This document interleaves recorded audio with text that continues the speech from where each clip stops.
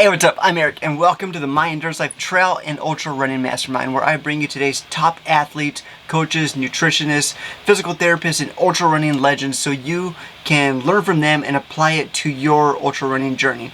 And what you might learn from them could be the difference between a DNF and the finish line. So sit back, relax, and enjoy today's guest, where I bring you no other than Taylor Spike, where he's going to share the tricks of the trade, stuff that he's learned over close to 2 decades of ultra running. 100 milers, 200 milers. He's even signed up for a 300-mile race coming up this coming April. So, super excited to bring you Taylor. Also, if you want to join the My Endurance Life Trail and Ultra Running Mastermind, go to myendurancelife.com, click on the tab that says Join the Team. You'll get an invitation to join. I'm also going to throw in my step-by-step video training guides so you can become ultra yourself. Whether you're a new ultra runner or aspiring ultra runner, ready to step up that new distance, I have training guides all the way from a 5K to 100K, everything in between, 50K, 50 miler, where I explain and break down not only the training plan, but what you might be going through the training itself. I'm a US Ultra Running Certified Coach, so I want to give to you what I know. Go to myendurancelife.com, click on the button that says Join the Team, and you'll get an invitation to join the mastermind call so you can get live Q&A with people like Taylor and other guests that I have on. People like Joe Corcione, Mike McKnight, Jeff Browning, so you can learn from them and apply it to your ultra running. Like I said, the knowledge that they have could be the difference between a DNF and the finish line. Now sit back, relax, and enjoy Taylor as he shares tricks of the trade. All right, so you guys, this is Taylor. If you don't know Taylor, make sure to give him a follow on. He's very active on Instagram. Super cool guy, very I do inspiring. follow him on Instagram. I actually sent him a message saying that you sent me to follow you. Cool. Oh, good. Nice. Right. So, but he's one of the runners that I look up to. He's inspired me along my way and just given me some insight along my journey. So I just want to say thank you to that. And so he's gonna you know tonight's topic is like the ninja tricks, the tricks of the trade of ultra running, just stuff you pick up along the way. Just like little like for people who work in any industry, whether it's a trade or just, a stay-at-home mom, that you learn different ways to be efficient at what you're doing. And ultra running is the same. Like if you do it long enough, you learn little things that you might not even know is like a trick to you, but it could save somebody else like tons of time in an aid station, or just like a mental fix, or just even preparing for a race. Like there's just lots of little stuff that just go into dialing in. So it just makes everything, easier and more efficient along the way. But before we get into that, I wanted to talk to Taylor about the last race that he did, the Crazy Mountain 100, which was just if you saw any of those pictures, like it was just looked like such an amazing course. And it was in Montana, and it's up in the mountains. There's over 20,000 feet of elevation gain. And just like the sunsets, and just it looked like a super cool race. But even cooler than that, like I was following Taylor pretty closely on Strava with the training he was putting in. And if you don't know how much Taylor travels for work, he's out of town. He's out of town right now, but I'd say man, 3 weeks a month, or if not more, that you're on the road. So Yeah, yeah. so with being a husband, being a father, being a grandpa, and traveling for work, he still gets in the time to train and puts in some pretty awesome training. So, did you have any like specific plan, like a training plan that you mapped out, or just because you've been doing it for so long and you've been to this course before, you kind of knew what it took? Did you have any goals, looking ahead? Yeah, kind of all the above. Because I had been on the course before, and I'd paced it and I had DNF'd it. So I had an expectation and I had my goals, right? And then just and leading into it, I I think you always kind of know what you need to put in to complete a race, or how you need to do. I think once you get to a point, you're like, you know how much work has to be done. Now finding the time to do it, or not getting hurt, or not getting sick, and getting all those other things. So I can tell people, it's like I've never really worked on trying to be faster, but I've definitely worked on not slowing down. Hmm. So that was, I knew I needed to get miles in. And I knew I wanted to do a 100-mile week. I wanted to have over 20,000 feet in that week. I needed to have like 25 hours on my feet in a week, and I was going to do that about 5 to 4 weeks out from the race. So it'd be like my last long run, my last big effort would be this 100-mile week. Um, but that 100 mile, that was a year. I mean, it was a year to get to that. And that was, from 50 miles a week with no elevation to a 30-mile week with 5,000 feet elevation to then maybe a 50-mile week with 2,000 feet. You could watch, I did a really good job if you watch Strava doing Mhm. this. And I'd come down and then I would bump back up, but I'd never really stretch. I just slowly built up back up to that 100 miles. And when I got to there, I had actually done an 80-mile week before that. I ended up doing like a 100-mile week. I told my wife, I was like, gosh, I felt horrible at the beginning of the week. I mean, it was like I had every doubt. It's like there's no way I'm gonna get hurt. I was gonna get sick. I thought figured something would come up, something at work would keep me from following my little route, my idea, what I wanted to do. And I ended up at the end of that week felt pretty good. And so I thought, this is a gamble. It's like me being me, I have to overdo everything. So I went right into another 100-mile week, which I did not plan on doing, but I felt really good the whole time. And it was like, I felt great. Then I went 80, 60, 50 and raced. And it was, I have never done that. I've never tapered like that. I've never peaked like that. Um, I always have FOMO. So I'm always like trying to just stay. Normally I would have done a 100-mile like that within the back of my mind thinking I'm tough. I know there's still spots. If I don't meet my goal, I would start to have these, you go from goal A, Yeah. hey, next thing you know, you're a Z7, right? By the end of it. Right. Um, but yeah, so I knew what I needed to put in, and I'm a believer that you need to have that 20 hours on your feet in a week. I don't think maybe you don't need to 100 miles, but having 20 some hours on your Mhm. feet is hard. Finding the time to do it, right? Finding the time to do it that's I was really lucky this last year with work that things just worked out the way they did, that I was able to get my runs in, and I didn't have to work the weekends that I normally would have had to work, and I was very lucky there. But um, yeah, Cool. Yeah. So take us through the race. I read in one of your posts that so you finished in just over 24 hours, and for that course, yeah, I think it was just an amazing goal. And you hit top 10. yeah. I was sixth. Yeah, Yeah. sixth. Nice. Yeah, So, yeah, um, and then, but even with that being said, that you said your nutrition just went to hell. So, like yeah, even though like you had it didn't go per plan, like you still were able to put in a good effort. yeah, yeah. I swore off tailwind a long time ago. I think at Tahoe 200, I was like, I'm never touching it. It was like just the taste of it. I could smell it 100 miles away, and I didn't ever want to touch it again. So it was funny because we came into Crazy Mountain, and I've been eating gels. I've been gelling it I mean, every race I raced every month. I raced a 50 miler. I ran back to back 50Ks. Like a Saturday, I raced a 50K. The next one, I did that leading all up to this race. So it was Mhm. like I knew what my nutrition was going to do. I knew gels, depending on what gels, how many I needed, when I needed them, water, salt. I was ready. And we get there and they don't have gels. Mhm. So I'm like, you don't have gels. And I was like, I had bought a couple and I had some honey stinger waffles. So who knows how old they were. And I was like, okay. So here I was. I had my wife and my buddies were there crewing me, and they had Red Bulls. Let's see, they had Red Bulls, Gatorades, and Muscle Milks. And the plan was like every 20 miles or so, I would drink that, and that stuff all worked for me great too. I was sick in the first 20 miles. I was laying in the brush. I was Mhm. vomiting. Um, then I had to stick to the tailwind, so I had a gut tailwind the whole time. And about mile 40, it was good, and the tailwind was good. Like Fig Newtons, cookies, anything like that I could get in, I would.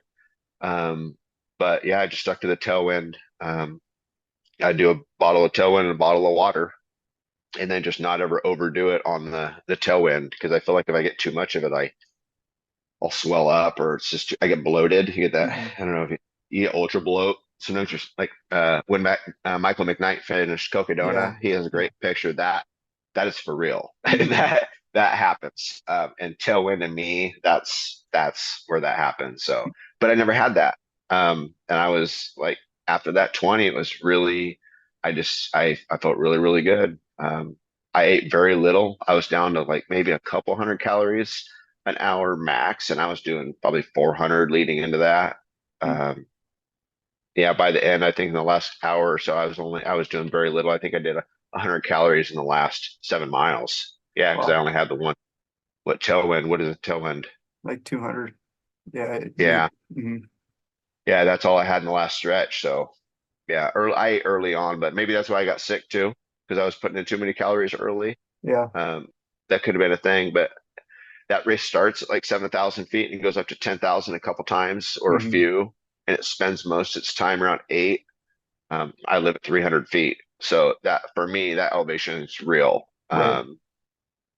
Yeah, going up to mile 50, I told my buddy Adam, I said, last year this climb took me 3.5 hours. And I said, we got like 30 minutes. Hmm. And I hit right at 7,000 and puked all the way up over the top, then halfway down the other side and up from Half Moon coming down the other side. And then I was able to start running again and it went away. But as soon as I get up high, I get sick. So it was a race to see, it's the year before I did that, and that's kind of where I started to quit on myself, right? It's Okay. like, so maybe I'm not acclimated to the elevation, but I knew what to expect.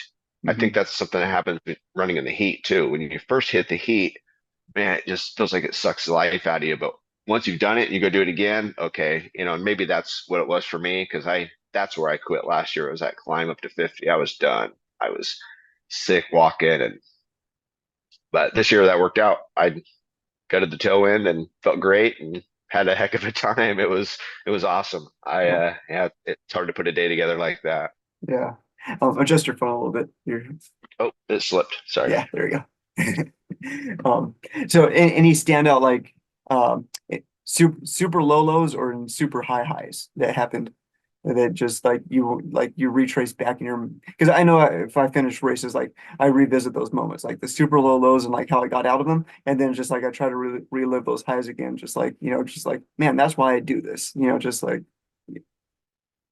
Yeah, yeah. For me, it was I walked so much of it last year, when I dropped that when I was coming through spots and I'm like, it's been 20 hours and we're this far. It was like it hmm, was just a completely different experience because I things happened quicker.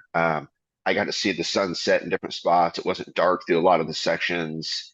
My buddy Adam and I hit this cruisy section that I had where I had dropped. There's about a 6 mile section from where I dropped from where I picked up pacing okay the first year of the race. So I didn't know what was in there, but I knew on the map it looked like it was pretty like railroad grade. It was. We ran it and it was awesome. It was in the dark. The moon was coming out. It's when you can smell the barn a little bit. It starts to feel pretty good. I was lucky I didn't crash and burn because that too can happen. And I was lucky. I maintained and I caught quite a few people towards the end of it too because it's just you get in the dark and it gets late at night or early in the morning and the trail there, you can't see it. It's like these meadows way up high, and it's about waist deep grass, hmm, and so there's no reflectors. I mean, there's really nowhere to go other than up the mountain. But you kind of you lose the trail through there, and it's all the cattle have been in there, so it's just holes. So you're hmm. walking, twisting your ankle. It's like it's difficult. It's really difficult, but I was able to maintain through it, and that's where I caught some guys that were just beat up, because that's where it's on. Yeah. Yeah. Oh, cool. Yeah. Well, thanks for sharing that. Like, I was stoked for you, just seeing the work that you put into it, and then just like able to like, just watch you through it and the updates, and you were given like, and I just yeah, I was stoked for you. Yeah. So, Yeah, I was super happy. It was exciting. It was good. all right. Now let's tricks of the trade. So I'm sure like um you have just a ton of tricks up your sleeve that you might not even consider tricks, but to somebody who's just getting into the sport, just what have you learned through? Um, I'd say from the 50-mile distance on. Like, because a 50K is a 50K where you can just pretty much run it out, you know. But the longer races, we're going to be out there, you know, 10, 12 hours plus. Um, just anything that you do apply, and any mindset tricks and stuff like that. Yeah. Socks is a big one. I think socks people underestimate. I changed a lot of socks. Socks when your feet get wet or the dirt gets in there, that'll take you out. Having your feet trashed or a blister can ruin a good time really fast. Um, Socks, so gear, shorts, socks, shirts that work, shirts that don't chafe. Hmm. Even women with bras that rub funny. There's like you hear people how your gear fits, and that's in that. And something I realized, like doing that, we do an aid station at a 100 miler and watching people come through there repeatedly, like the super fast guys in the middle of the packers. Everybody is the amount of stuff that people carry towards the back, Hmm. and it's really a lot.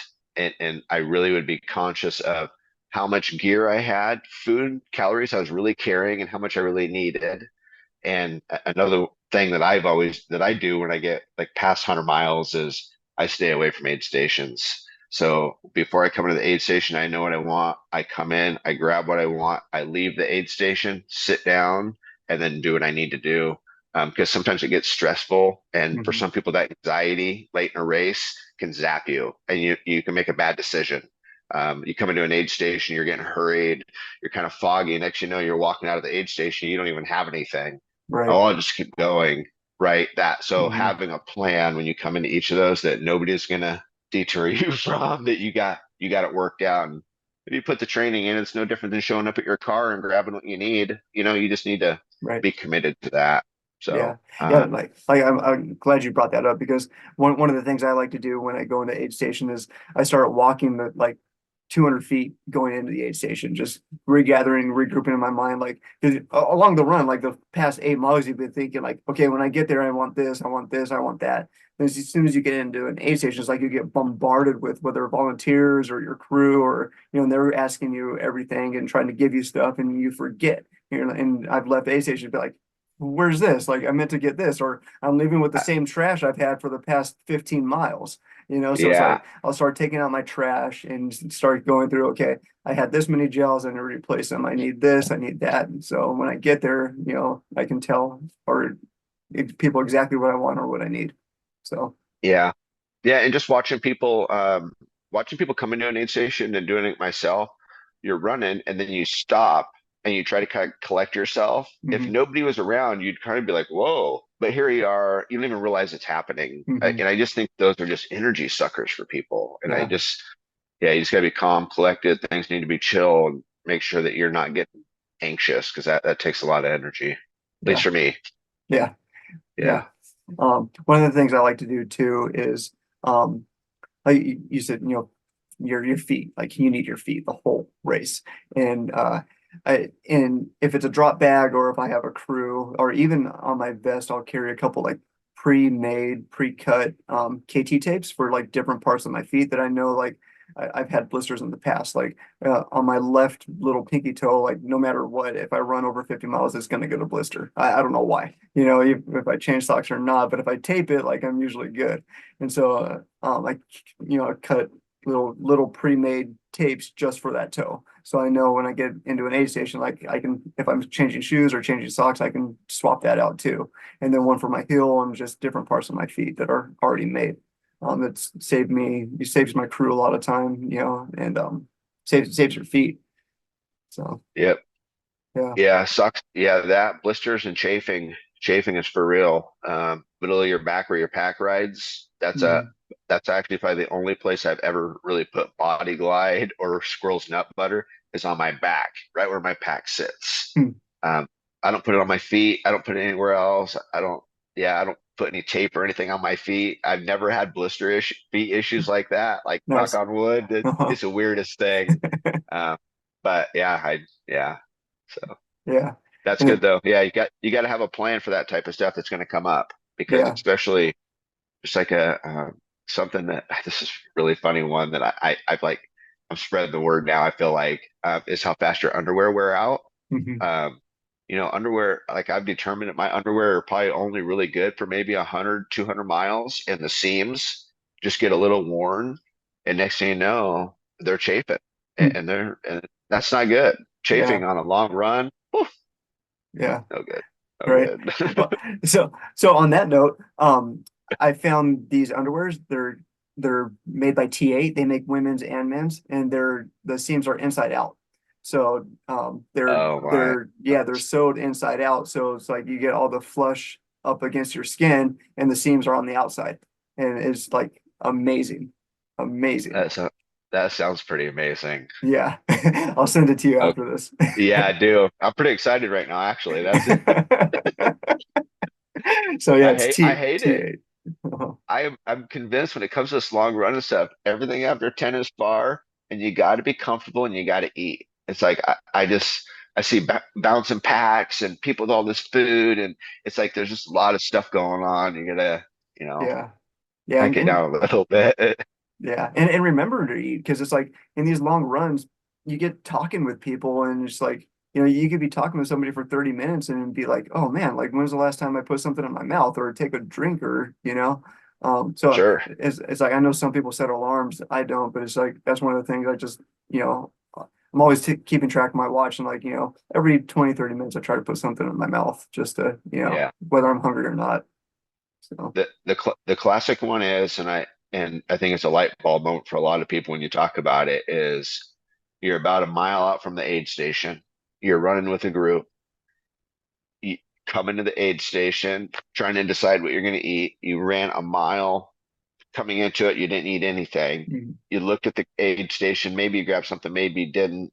Stuffed your pockets. You left the aid station. Now 2 miles later, like, oh, I need to eat. Mhm. Realistically, it's been 40 minutes, and you're behind. And Yeah. it's like having that plan coming to that aid station, yeah, or a timer on your watch, a beep. I've never done that, but I've definitely done on the hour. I've made sure 25 minutes, those types of things. Yeah. Yeah. It's It's for huge. real. Yeah. Yep. Like I struggled so it's like for a long time, for 2 or 3 years, my nutrition was on point. Just like I could eat anything, anytime. Like I had an iron gut, it was like, and I prided myself on that. And then last Yeah. summer, like, man, 3 races in a row. Like it just anything I would eat would upset it. And it was just like, man, so I just started over on my nutrition and be like, Yeah. okay, this used to work for me. It doesn't now. So like, what am I going to figure out? And then so it's like I got a whole totally new, like this whole summer, totally new nutrition plan from what I was doing up, 2 or 3 years ago. So I'm excited about Yeah. that. Just I found something that works again. So Well, there's two secret weapons when it comes to stomach stuff, other than getting sick, but like gas pain, some bloatiness, Prilosec, like hmm. OTC, game changer, works really well. And uh what's the mint? I can barely drink the stuff. Mylanta, is that what it is? Okay. It's for indigestion, and it's like drinking Tums is what I always said. But that stuff in a race actually is pretty good on your stomach, Hmm. and it helps. So Yeah. Um, oh, one thing that saved me too is carrying floss, a little roll of dental floss. Because I don't know about you, but I got something stuck in my tooth in one race and it was there for 30 miles and it was like the worst. And all I could think about for that's funny. 6 hours was I got to get to the finish line so I can get this thing out of my mouth. And so ever since then, I started carrying dental floss, just a little roll in case that ever happened again. And it saved me on Yeah, like on training runs. Yeah. I have those little toothbrushes, the little Uh-huh. baby ones. Yeah, I always have one of those. I didn't think about the stuff I have in my pack. Chapstick. Yeah, one wipe. Yeah, headlamp, extra batteries. I always have a headlamp and extra batteries with me. Hmm. Yeah, that's another one I think people might underestimate. I'm going to make it to the aid station and I won't be dark. Hmm. And next thing you know, it's dark. Yep. You don't have your headlamp. I've seen that a lot. I just carry it, start in the morning with it, carry it, have carry 3 batteries with me. Maybe that's another one. I don't think batteries and headlamps last as long as people think. I think Hmm. as you get tired and it gets dimmer, you don't realize it. But a few hours on high and I think they flicker and they might get a little, Yeah. but having a bright, good light is super important. Yeah. Yeah. And I think it helps keep you awake too. It's Oh like yeah. your eyes are straining so hard with that when it's on dim that it tires you out Yeah. faster too. So Yep. Yep. yeah. Yep. Yeah. What about mindset stuff? Like, do you have any when you get, you know, when you're feeling like quitting or like you fall off pace or something like that? What do you use to get you going again? And, it really depends. So there's some days that, I use, as our son is motivation and, him, you know, calling me out, calling me a pussy or something, because he has I have a handprint tattoo on my back, on my shoulder, on my left shoulder, like he's pushing me, right? So that's always the joke. It's Mm, like, there's been times it's like, I'm hurting. It's like, I know I can run up the hill, but I don't want to. And I just imagine him giving me a push, right? So that's where I come up with it, call me a pussy thing, because he would. But, um, no, I try to dodge it, man. I think it's really important though, in a lot of that, just to be able to find a good spot that you're chill. You have this very small opportunity in time that everybody's kind of rooting for you, right? And mhm. you can do it for 24 hours, or like I'm doing Arizona 300. That's gonna be like 90 hours that like everybody's okay with me doing this. This is like, how often do you get that, right? You can go on vacation and you come back from vacation, people are like, oh yeah, where you been? They expect you to be working, right? But this type of thing is just it's super special. You get this window of opportunity, and man, I think finding different motivation through that, you just need to be in the right headspace. That's your moment. That's the only moment you get, right? It's kind of your stage, I guess. Yeah. We don't always get that, so you just got to be appreciative of that. But yeah, I don't ever like, I don't have any one-liners or anything when I'm down, or, I've done all kinds of things. I've done ashes when I'm down. I Mhm. think about Donovan done ashes and handprint, but I'm always super grateful to be out there. We're awfully lucky to be able to do this type of stuff. So Yeah. don't ever, would never take that for granted. Yeah. Super. So, well, with that, on that note, let's open it up to Q&A. All right, well, that wraps up this training call.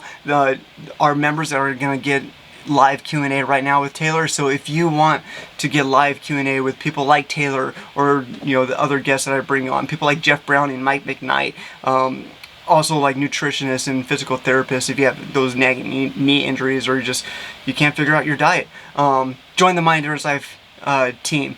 Go to mindenduranceLife.com, click on the tab that says join the team, and you can join in on and get live Q&A that's reserved for our members.